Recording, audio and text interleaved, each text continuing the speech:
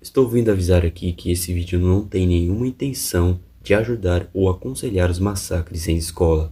Pegue uma pipoca ou uma xícara de café, pois o documentário está prestes a começar. Olá, adorador do mistério. Hoje eu trago um mini documentário sobre o terrível caso de Columbine. Por favor, deixe o seu like e se inscreva-se. Esse vídeo deu muito trabalho para ser feito. Enfim, vamos lá. Adam Lanza, Guilherme e Luiz Henrique, caso de Virginia Tech e Václav Roslyakov. Eu aposto que você já deve ter ouvido falar em alguns desses casos, mas existe uma coisa em comum entre todos eles. A maioria está ligada a um caso específico. Esse é o massacre de Columbine. Columbine não pode ter sido o caso com mais vítimas, mas infelizmente é o mais famoso entre todos esses. No, you goddamn little bitch-ass piece of shit! Do not! Dylan Bennett Klebold nasceu dia 11 de setembro de 1981, Lakewood, no Colorado. Seus pais eram Thomas e Sue Klebold. Dylan cresceu com seu pai, mãe e irmão na igreja, sempre ouvindo a palavra de Deus. Alguns anos mais tarde, a mãe de Dylan afirmou que quando ele nasceu, ela sentiu uma sensação estranha, como se uma entidade estivesse dizendo que aquele indivíduo que acabara de nascer traria grande sofrimento para ela, o que se confirmou anos mais tarde. Dylan, quando começou na escola, chegou a entrar em um programa para pessoas com alto potencial intelectual, o que fez ele ser transferido várias vezes, dificultando mais ainda a formação de amizade, porque segundo as pessoas que estudaram com ele, disseram que Dylan era uma criança que tinha muita vergonha, que era bastante tímida. Os pais dele acharam muito normal para a idade dele, por causa que Dylan apresentava ser bem reservado. Dylan era muito ativo em grupos de beisebol e futebol, o que fez ele ter a sua primeira amizade, Brooks Brown. Mas foi no ensino médio que ele encontraria seu fiel amigo de crime, Eric Harris. Go ahead. Look, I don't care what you say. If you ever touch him again, I will freaking kill you! Eric David Harris nasceu no dia 9 de abril de 1981, no Kansas. Seu pai, Wayne Harris, servia ao exército e por causa disso, eles viviam se mudando. Já sua mãe, Catherine Paul, era dona de casa. Harris tinha muita vergonha de seu corpo, pois ele possuía uma espécie de deformidade no seu peito, algo parecido com Pectus, e por isso quase nunca tirava sua camisa em pública, pois tinha medo das pessoas julgarem ele. Quando tinha por volta de 12 a 13 anos, ele fez algumas cirurgias plásticas, mas mesmo assim, ainda era visível uma leve deformidade em seu peito. Ao contrário do seu futuro parceiro de crime, Dylan, ele era agitado e sempre era uma pessoa bem estressada, diferente de Dylan, que demonstrava tudo isso em timidez. Naquele momento, Brooks Brown era esquecido por Dylan, e a amizade dele com Harris se fortalecia. Os dois perceberam que tinham muitas coisas em comuns, coisas nada boas. No seu tempo livre, a dupla gostava de mexer na internet, jogavam bastante o jogo Doom, tanto que criaram até alguns mapas de Doom, que estão livres para download até hoje na internet. Mas eu recomendo você não baixar. Mas infelizmente foi em 95 que eles conheceram um lugar onde futuramente seria derramado muito sangue, Columbine High School.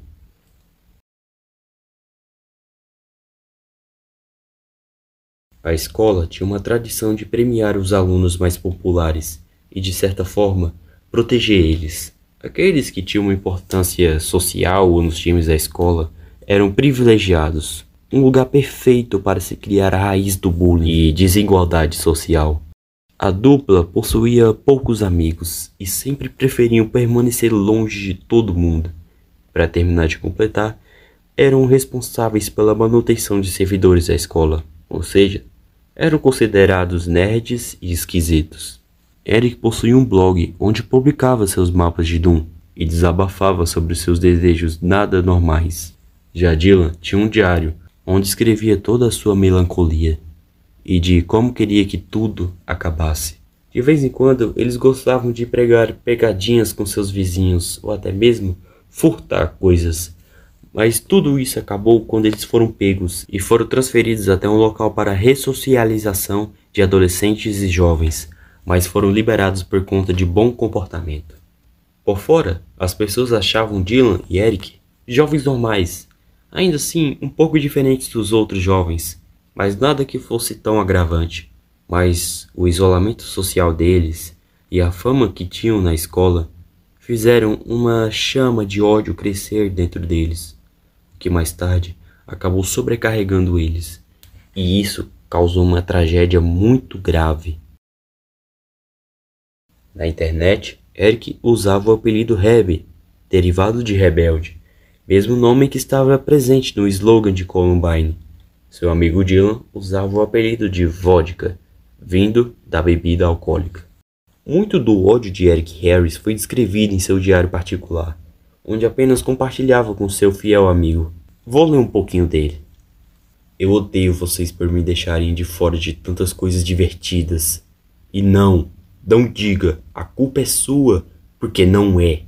Vocês tinham o meu telefone, mas não chamem aquele estranho do Eric. Eu sou uma arma, feita para matar seres humanos. Preciso destruir tudo o que conseguir. Não posso ser traído por meu sentimento de empatia.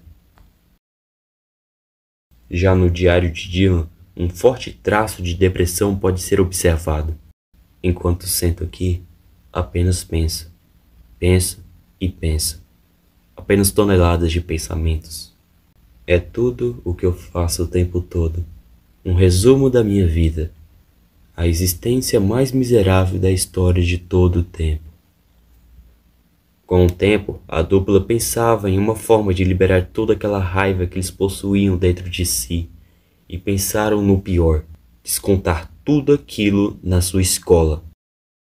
Uma boa prévia de como seria o plano pode ser visto no filme acadêmico feito pela dupla, que tem o nome de Assassinos de Aluguel. A trama praticamente se resume a Eric e Dylan fazendo dois personagens que protegiam os nerds dos valentões. Essas roupas que os dois utilizaram seriam bastante importantes no futuro. Ainda falando sobre elas, havia um grupo na escola que não fazia parte dos populares de Columbine e que utilizavam um sobretudo preto, mas Eric e Dylan nunca foram aceitos de verdade nesse grupo, o que pode ter piorado a situação psicológica dos dois. Tanto Eric quanto Dylan entregaram trabalhos Falando sobre armas. um trabalho falando sobre armas na escola e o outro falando sobre um cara que retirava a vida de crianças com uma arma. Ambos os pais foram alertados, mas nenhuma atitude foi tomada. O pior de tudo era que tudo isso era praticamente um ensaio para toda a tragédia que aconteceria em 1999. Um tempo antes da tragédia, a dupla fez algumas fitas que ficaram conhecidas como Fitas do Porão. Fitas que falavam coisas tão perturbadoras que nunca foram reveladas ao público, apenas aos familiares das vítimas e aos policiais do caso. Nas fitas, basicamente, Eric e Dylan explicavam todo o plano para fazer o ataque, desde como enganaram seus pais e como esconderam as armas. As fitas foram obliteradas com a justificativa de outras pessoas verem e copiarem o terrível plano. Claro, algumas partes foram transcrevidas para um documento de fácil acesso, mas ainda assim muito limitado. Nesse documento, Eric e Dylan demonstram seu ódio pelas pessoas e grande vontade de cometer homicídio, e por fim terminam com um testamento, deixando todas suas coisas de valores com seus familiares e se desculpando pelas próximas coisas que fariam. Com a vontade de fazer o ataque à escola, cresceu um interesse em bombas, o que fez a dupla começar a fazer bombas caseiras. Eles faziam testes em um terreno. Todos os resultados foram postados no blog de Eric. No mesmo blog, Eric acabou deixando escapar um pouco de seu ódio, ameaçando Brooks Brown, ex-amigo de Dylan, de morte, o que fez o rapaz chamar a polícia, o que fez Eric ter uma briga com seu pai, o que causou o aumento da raiva de Eric pelo ex-amigo de Dylan. Futuramente, o blog seria fechado pela própria polícia após os terríveis acontecimentos. Enquanto a família de ambos pensavam que eles conversavam sobre seu futuro, Eric e Dylan estavam ansiosos por o infame dia do ataque que causaria a morte de ambos. E isso era o que eles mais queriam, que tudo acabasse logo, pois não aguentavam viver naquele mundo de populares e excluídos. 3 dias antes do massacre, Dylan conseguiu chamar uma amiga para o baile, o que disfarçou mais ainda a dupla. Ninguém suspeitaria de 2 jovens quietos, não é? 20 de abril de 1999. Eric Harris e Dylan Klebold seriam conhecidos pelo mundo inteiro pelos piores motivos possíveis. O dia amanhecia calmo. Dylan Klebold, antes de sair de casa, deixou uma fita gravada, chamada de Nixon, referência ao 37º presidente dos Estados Unidos, Richard Nixon, que sofreu impeachment após uma fita sua ser vazada. Eric também havia gravado uma fita na noite anterior. Nela, ele dizia: "Faltam menos de 9 horas agora. Pessoas vão morrer por minha causa. Será um dia que será lembrado para sempre." Infelizmente, Eric não estava errado. Eric deu partida em seu Honda Prelude 1986. Dirigiu até encontrar Dylan, que estava se despedindo de sua mãe, ainda pela porta, antes de entrar na sua BMW 320i 1983, e logo seguiram até o seu ponto principal. Dentro do veículo de Eric havia uma bomba relógio, garrafas de gasolina, além de haver muita gasolina no interior do carro. O carro de Dylan também possuía várias garrafas de gasolina, junto de 8 bombas relógio. Como isso tudo foi feito sem os pais deles verem, é uma coisa que só quem viu as fitas do porão conhece. Além das bombas principais, outros 99 explosivos foram encontrados, sendo usados para serem jogados pela escola. E, por fim, potentes bombas de propano foram colocadas em malas de viagem. O principal objetivo era matar o máximo de pessoas possíveis. Eles iriam parar os carros-bomba nas saídas de Columbine. Já as bombas mais potentes, no caso as de propano, seriam colocadas na cafeteria para serem ativadas durante o recreio. E eles ficariam nas saídas, atirando nos sobreviventes. E quando as autoridades chegassem, os carros-bomba explodiriam, atrasando mais ainda os policiais e bombeiros. Esse era o plano. É perturbador pensar que 2 pessoas tão jovens conseguiriam pensar um plano tão bem estruturado como esse.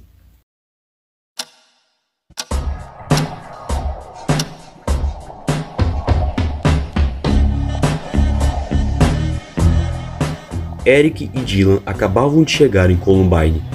Com os carros estacionados, a dupla se encontrou na cafeteria, onde estavam trajados com sobretudo preto. A dupla posicionou as bombas embaixo das mesas do refeitório e, segundo o cálculo da dupla, a explosão seria tão forte que derrubaria o teto, fazendo a biblioteca no andar de cima colapsar, e no horário que a dupla escolheu, cerca de 500 pessoas veriam a óbito ou ficariam gravemente feridas. Logo após posicionar as bombas, a dupla voltou para o lado de fora, para poderem pegar suas armas. Com contornos e calças pretas, Eric vestiu uma camisa branca, que estava escrito "Seleção Natural". Anos mais tarde, essa camisa seria referência em outro ataque. Por baixo daquele sobretudo preto, ele escondia uma carabina Hi-Point 995 e uma shotgun modificada para poder ficar menor, além de 13 carregadores com munições. Também com contornos e calças pretas, Dylan vestiu uma camisa escrito Cólera. No sobretudo de Dylan, ele escondeu uma pistola Tec-9 semi-automática e uma shotgun Stevens 311D de cano duplo. Ela também foi serrada para poder ficar menor, além de mais de 200 munições. Para poderem juntar o dinheiro para comprar as armas, eles faziam meio período numa pizzaria e compraram as armas com amigos maiores de idade. Esses mesmos amigos foram presos logo depois do ataque. Em seu traje, além de armas, possuíam bombas acopladas nas calças e cintos dos rapazes, além de possuírem fósforos nas suas luvas, para poder facilitar o procedimento de acender as bombas. E por fim, várias facas, canivetes e machadinhas foram encontradas em seus trajes. Suásticas foram encontradas nas armas de Eric, além de um R escrito numa faca, se referindo ao apelido Reb. Já Dylan escreveu vodka nas bombas e possui uma faca onde o cabo era a cabeça de uma serpente. Felizmente, a bomba que era para explodir e causar grandes ferimentos a mais de 500 pessoas não funcionou. Percebendo isso, a dupla se encontrou em uma das saídas, ainda com as armas escondidas. Mas uma pessoa acabou percebendo eles e foi perguntar do porquê eles terem perdido a prova. Era Brooks Brown, ex-melhor amigo de Dylan. Em resposta, Eric disse: Isso não importa mais. Eu gosto de você agora. Vai embora, cara. Vai pra casa. Mesmo não entendendo o que Eric queria dizer, Brooks percebeu alguma coisa estranha em Eric e obedeceu, assim deixando a escola. Agora estava tudo preparado. Não havia volta. Agora era a hora de Eric e Dylan agirem. Infelizmente.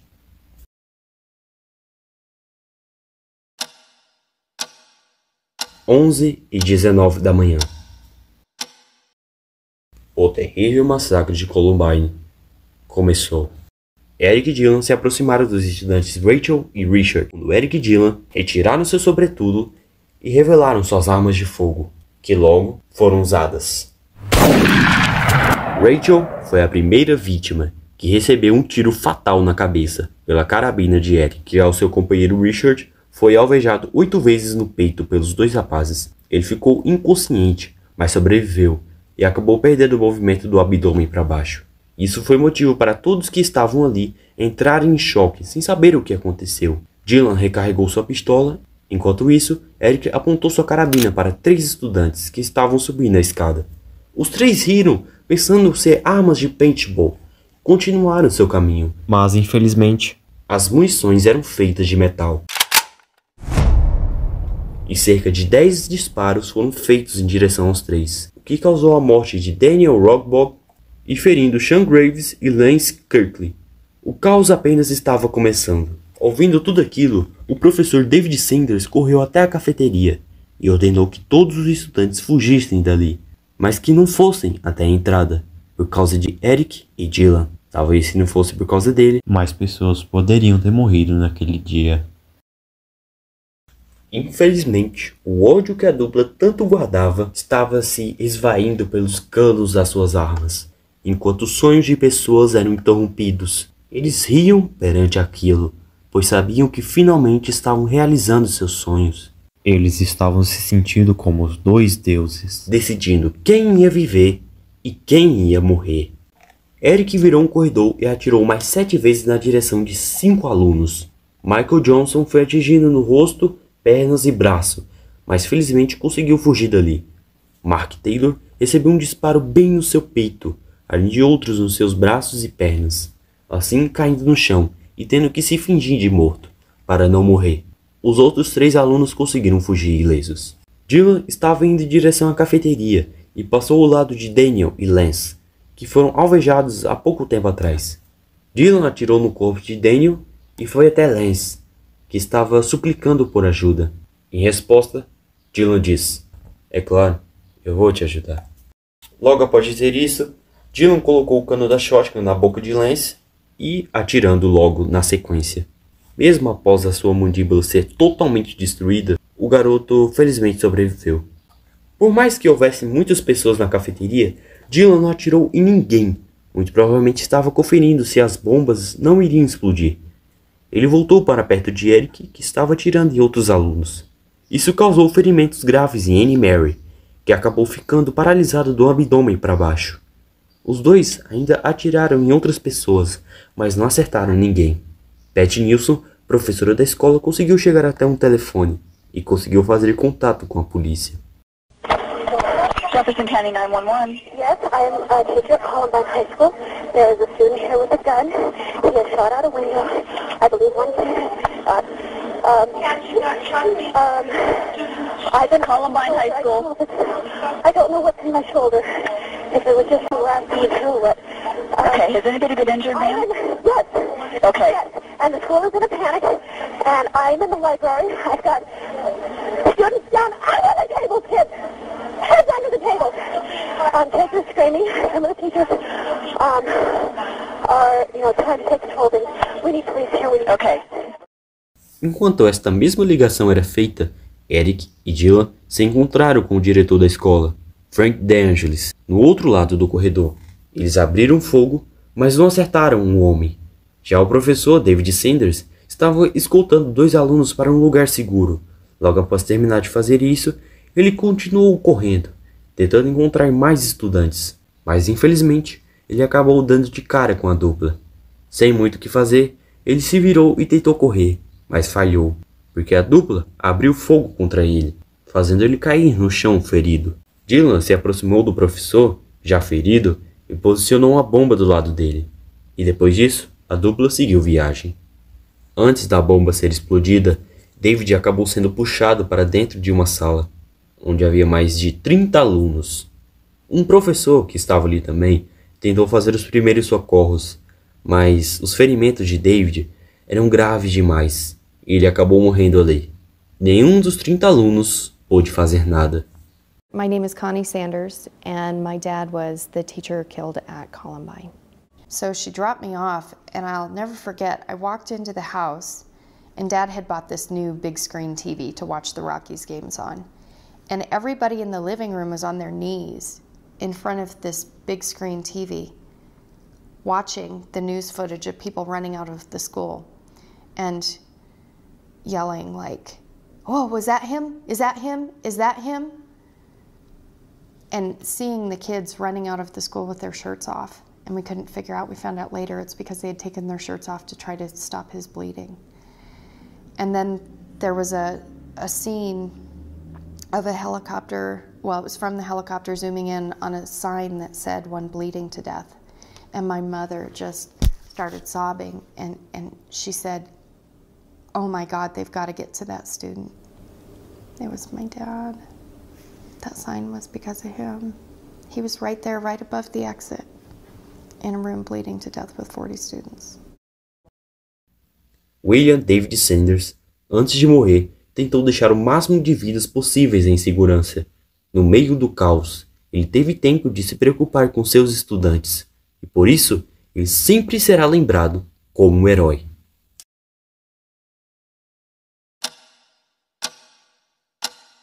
Onze e 29 da manhã. Eric e Dylan entravam na biblioteca, e se tinham dúvidas que o massacre estava sendo ruim, agora não iria sobrar nenhuma, pois o que aconteceria naquela biblioteca seria um terrível genocídio. 22 alunos, 2 professores e outros 2 funcionários estavam escondidos lá, embaixo das mesas. Assim que adentrou o local, Eric gritou: "Levantem-se!" Tão alto que pôde ser escutado na ligação da polícia. Okay. Ao ouvir nenhuma resposta, Eric disse: "Certo, vou começar a atirar de qualquer forma." Eric começou a atirar de uma mesa, o que fez pedaços de madeira voarem nos olhos e costas de um aluno, que não ficou muito ferido. Eric e Dylan estavam passeando entre os computadores, rindo, conversando e ameaçando os estudantes. Em uma das cadeiras estava Kyle Velasquez, um garoto com necessidades especiais e que adorava computadores. Infelizmente, ele não entendia o desespero de seus colegas. Não entendia porque Dylan Klebold estava com a arma mirada na sua cabeça. 2 disparos foram feitos na cabeça e nas costas de Kyle Velasquez, levando o pobre garoto a óbito imediatamente. A dupla recarregou suas armas e atiraram pela janela nos estudantes do campo de beisebol. E ainda, um dos 2 gritou que quem estivesse usando o boné branco ou emblema de time está morto. O tal boné branco era uma tradição na escola, e alguns estudantes que estavam presentes na biblioteca tentaram esconder seus bonés. polícia havia chegado, e vendo isso, a dupla começou a trocar tiros com os oficiais. Por incrível que pareça, ninguém se feriu nesse combate. Dylan se virou e atirou com a sua shotgun em uma mesa, ferindo Patrick Ireland e Daniel Stapleton e Mackay Hall. Eric se abaixou e atirou por baixo de uma mesa, acertando Stephen Cornell no pescoço. O garoto não resistiu por muito tempo e acabou falecendo no local. Ele morreu com 14 anos, sendo a vítima mais nova de Columbine. Novamente, Eric disparou em outra mesa, acertando Casey Hugsager no ombro. Enquanto ela chorava de dor, Eric disse: Pare de chorar como uma puta! Eric prosseguiu e bateu forte com a palma da mão em uma mesa, com a intenção de assustar quem estivesse lá, e isso funcionou. Ele se abaixou e encontrou Casey Bernal e outra amiga. Achei você! Essas foram as últimas palavras que Casey escutou, pois logo em sequência, Eric acertou um tiro certeiro na cabeça da jovem, matando ela na mesma hora. Por causa da distância da face de Eric e a arma, o rosto dele foi acertado pelo coice da arma, o suficiente para causar um sangramento em seu nariz e boca. Mas isso não foi o suficiente para Eric desistir. Dylan percebeu uma cabeça saindo de uma mesa, e ele atirou. Por sorte, o rapaz que estava tentando ajudar seu colega baleado conseguiu sobreviver. Mas Dylan prosseguiu, e achou a mesa de Isaiah Shoes e Mitchell Cater. Ambos eram atletas renomados na escola. Com isso, Dylan chamou Eric. Isaiah era um dos poucos alunos afro-americanos de Columbine. A dupla tinha envolvimento com coisas nazistas. Então, ele começou a usar palavras racistas ao garoto para poder descrever ele. O mesmo que se encolhia debaixo da mesa, enquanto a dupla puxava o garoto para fora. Suas últimas palavras foram: "Eu quero ver a minha mãe." Logo após dizer isso, Eric e Dylan atiraram no rapaz, que não sobreviveu, e depois disso, atiraram em Mayfield, assim, retirando mais 2 vidas. Craig, que também estava junto com Isaiah e Matthew, se fingiu de morto e pôde ouvir os últimos suspiros de seus colegas. Eric e Dylan falavam algo como: "Quem está pronto para morrer?"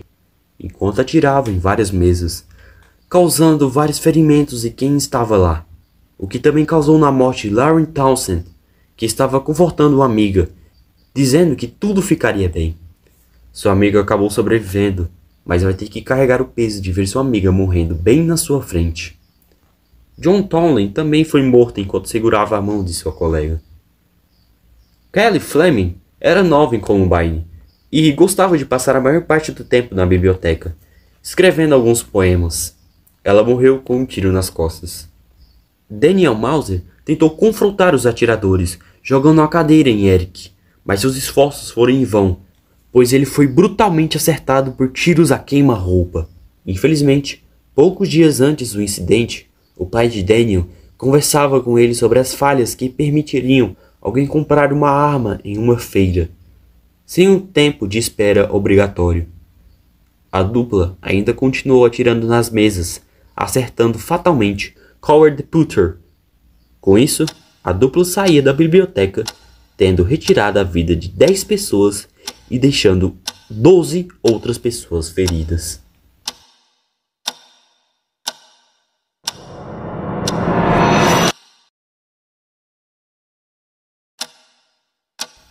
Meio-dia e 8. Eric e Dylan deixaram a biblioteca e voltaram para a cafeteria. Eric atirou nas bombas, mas nenhuma explodiu. Enquanto isso, os sobreviventes que restaram da biblioteca fugiram. Dylan pegou um coquetel Molotov e o acendeu, jogando junto com uma bomba, assim fazendo uma pequena explosão. Mas felizmente o sistema de anti-incêndio da escola conseguiu controlar o fogo. Eric ainda pegou um copo que havia restado em cima de uma das mesas, o bebendo. E isso mostra como eles não estavam nem ligando para o sofrimento de ninguém, e estavam se divertindo perante aquele caos. Eric e Dylan ainda atiraram dentro de algumas outras salas que estavam fechadas, machucando alguns alunos. Os dois se aproximaram da biblioteca e já sabiam que seu plano estava chegando ao fim. Nenhum dos dois queria ser preso. Foram até a janela e atiraram mais um pouco contra os policiais. Novamente, ninguém se feriu. Depois de muito sangue derramado, Eric estava satisfeito. Agora era hora de fazer a vontade de Dylan. O pesadelo de Columbine estava perto de terminar. Meio-dia e 14. Uma das professoras que estava perto da biblioteca disse ter ouvido Eric e Dylan fazendo uma contagem regressiva antes de ouvir 2 disparos.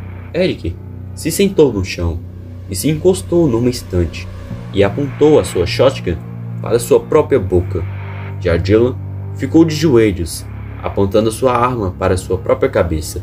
E então, 1, 2, 3. O massacre de Columbine havia terminado. O caos era tão grande em Columbine que os alunos corriam e pulavam das janelas. Tudo isso para poder escapar daquele caos. O alarme de incêndio era silenciado pelos gritos dos estudantes desesperados, tanto dentro da escola e fora da mesma. Alguns policiais foram obrigados a segurar alguns pais desesperados que queriam saber se seus filhos estavam seguros. A polícia tinha muita dificuldade em avançar para dentro da escola, pois não sabiam quantos atiradores haviam ali. Suspeitavam deles ainda estarem vivos. Foi necessárias 3 horas para tirarem todos os sobreviventes dali e para encontrar os corpos de Eric e Dylan. Até aquele momento, esse incidente foi o maior massacre em uma escola dos Estados Unidos. Ao todo, 13 pessoas foram mortas, 24 feridos e os 2 atiradores que morreram pelas próprias mãos. O impacto desse incidente foi tão grande que criou o efeito denominado de efeito Columbine. Por mais que os detalhes mais profundos nunca foram revelados ao público, vários outros atiradores tentaram replicar o massacre de Columbine, mas nenhum vai chegar aos pés de Columbine, porque esse caso tem uma química muito diferente de todos os outros. Algo diabólico tornou esse massacre o mais conhecido de todos. Eric David Harris morreu dia 20 de abril de 1999, com seus 18 anos de idade. Dylan Bennett Claiborne morreu também no dia 20 de abril de 1999, com seus 17 anos de idade. Ambos foram vítimas de suas próprias escolhas. 138 tiros foram feitos pela dupla, boa parte deles feito por Eric. Era claro que Dylan sofria com depressão e já havia desistido de lutar com a própria há muito tempo. Já Eric tinha problemas em controlar a sua raiva e acabou enxergando apenas a morte como opção, assim como Dylan. Mas eu sempre vou repetir, nada justifica eles terem retirado a vida de 13 pessoas num planejamento de mais de 1 ano. Num acompanhamento mais de perto, talvez poderia ter mudado os planos da dupla, mas infelizmente nunca teremos uma resposta para isso. Em 2007, um grande memorial foi criado em homenagem a todos que morreram naquela tragédia, mas infelizmente o que será lembrado pelos sobreviventes dessa tragédia será as vidas e sonhos de pessoas inocentes que foram brutalmente arrancados por tiros de armas. O mais triste disso tudo são os pais que estão esperando até hoje seus filhos saírem daquela maldita escola. Bom, espero que tenham gostado desse mini documentário. Muito obrigado e até a próxima.